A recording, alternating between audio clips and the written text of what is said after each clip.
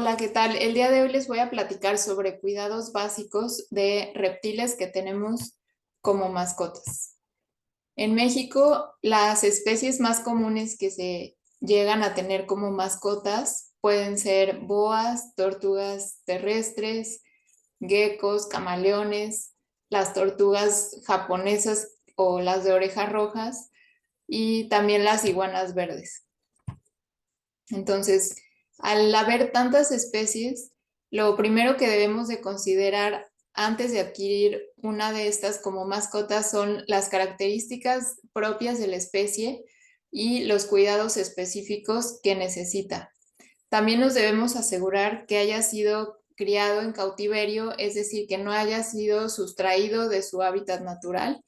Para esto debemos de acudir a un lugar autorizado para su venta y donde nos deben de dar un certificado de legal procedencia del animal que estamos adquiriendo, es decir, un permiso CITES.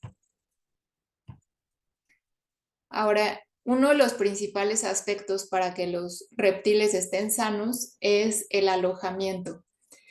De manera general, los camaleones, iguanas, boas, algunos pitones necesitan terrarios más largos, perdón, más altos que largos e incluirles vegetación. Y las tortugas y lagartos necesitan terrarios más largos y bajos.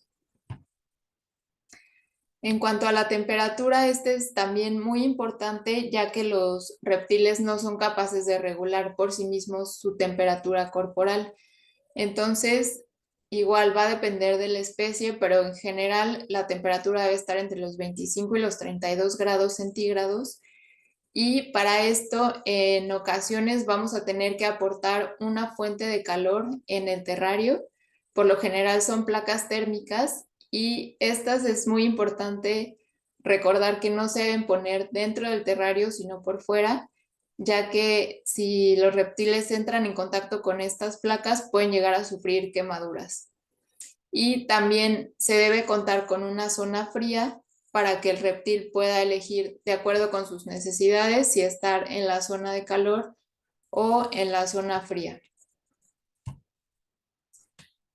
En cuanto a la humedad, también es muy importante para los reptiles. Hay ya aparatos que miden esta humedad dentro de los terrarios y tanto una baja humedad como mucha humedad puede llegar a afectar a los reptiles.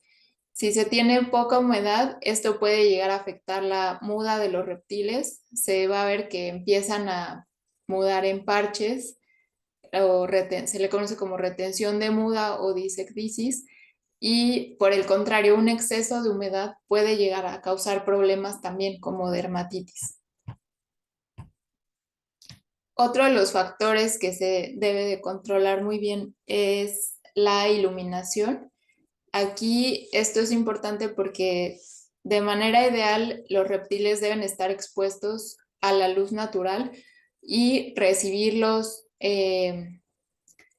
rayos de luz completos, es decir, desde los infrarrojos hasta los ultravioleta.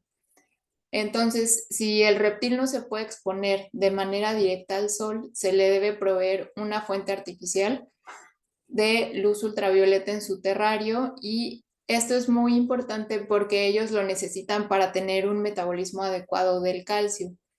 Si esto no se hace de manera adecuada, ocurre un desbalance y pueden llegar a presentar problemas en huesos y articulaciones. En el caso de especies semiacuáticas, en cuanto a su hábitat, debemos de considerar que deben tener una parte seca y otra parte con agua. Por ejemplo, aquí las tortugas deben tener una superficie para ellas cuando necesiten salir a descansar o tomar el sol, se debe tener estas dos partes. También se deben proveer, en el caso de algunas especies, escondites y esto les va a favorecer mucho para disminuir el estrés. La nutrición también es un aspecto muy importante en todas las especies.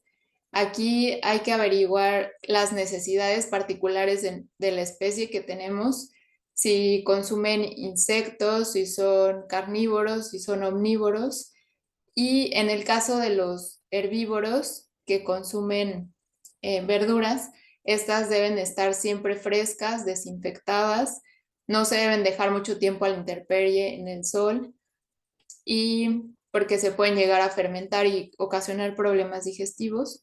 En el caso de que nuestro reptil coma insectos, este debe provenir de una fuente confiable, es decir, que a veces estos insectos también pueden llegar a causar enfermedades bacterianas o virales en los reptiles, por lo que se debe cuidar de dónde los estamos comprando. Y también otro factor a considerar es que si les damos insectos y el reptil no se los come todos, se deben de retirar, ya que estos pueden llegar a atacar a los reptiles. Al igual que presas vivas, por ejemplo, en el caso de las serpientes, que se les llega a dar a algunos ratones vivos, si la serpiente no lo consume, se le tiene que retirar, porque igualmente esta presa podría llegar a causar algún daño o ataque al reptil. Y bueno, ¿qué signos de enfermedad son los más comunes en reptiles y que son los que llamarían nuestra atención para llevarlos a un veterinario? Son la anorexia, que es cuando el animal deja de comer, pérdida de peso, depresión, falta de movimiento, deshidratación, atrofia muscular, una muda anormal de la piel, diarrea, estreñimiento, estornudos, sobrecrecimiento de garras, dermatitis, retención de huevos, como se ve en la imagen de, aquí es una radiografía de una tortuga.